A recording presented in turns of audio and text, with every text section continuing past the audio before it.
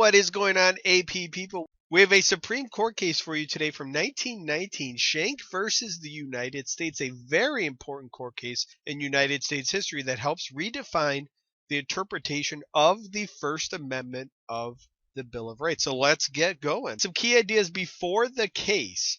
The U.S. entered World War I in 1917 near the tail end of the war.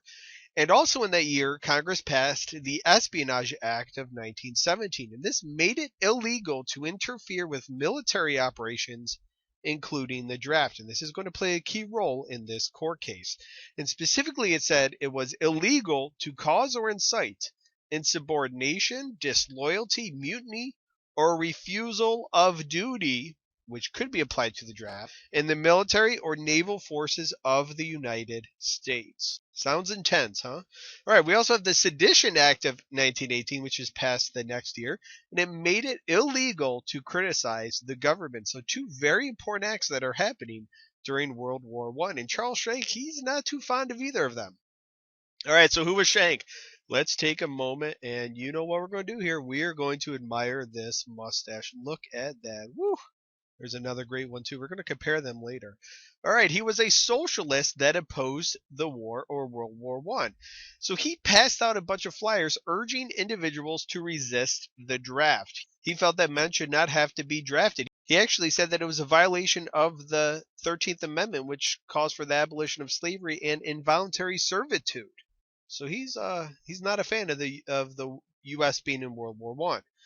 So this is a violation of the Espionage Act. What do you know? The guy gets arrested. So he is going to argue that the act violated the First Amendment of the Constitution. We'll find out if this dude's correct. He appeals all the way to the Supreme Court.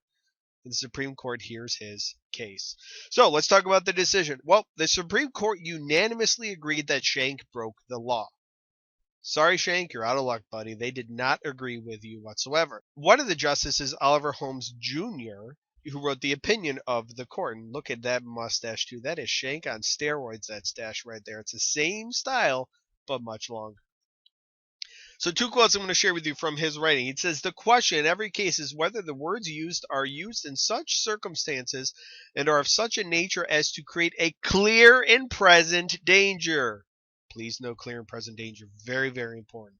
That they will bring about the substantive evils that the United States Congress has a right to prevent. It is a question of proximity and degree.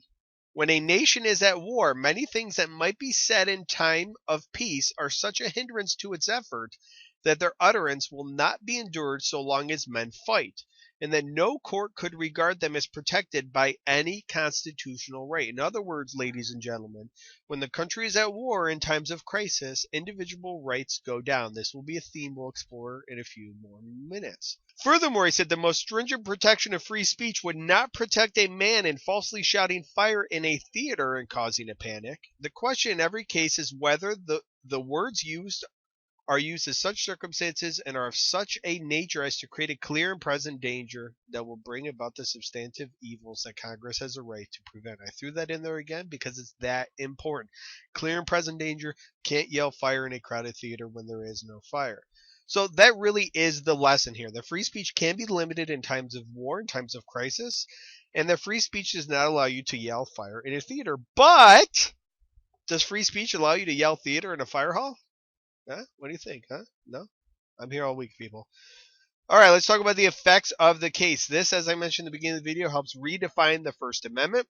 And as Justice Wendell Holmes Jr. stated, in times of war and crisis, personal liberties decrease.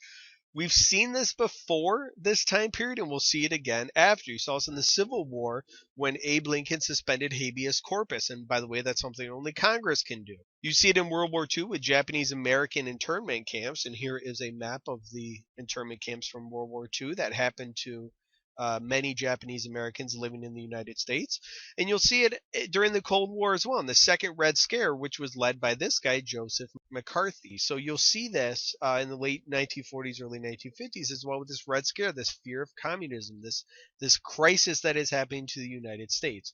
So whether it is 2013, 2014, 1798 with Alien and Sedition Acts, 1917 with the Sedition Act of 1917, your rights go down when there are during times of crisis or war. All right, thank you guys very much for watching. If you have any questions or comments, feel free to leave them in the comment section below, and let me know, who do you think has a better mustache? Is it Holmes on the left-hand side, or is it Schenck on the right? I'm going to go with Holmes just because of length. Plus, it's gray. Thank you very much for watching, guys. Have a good day.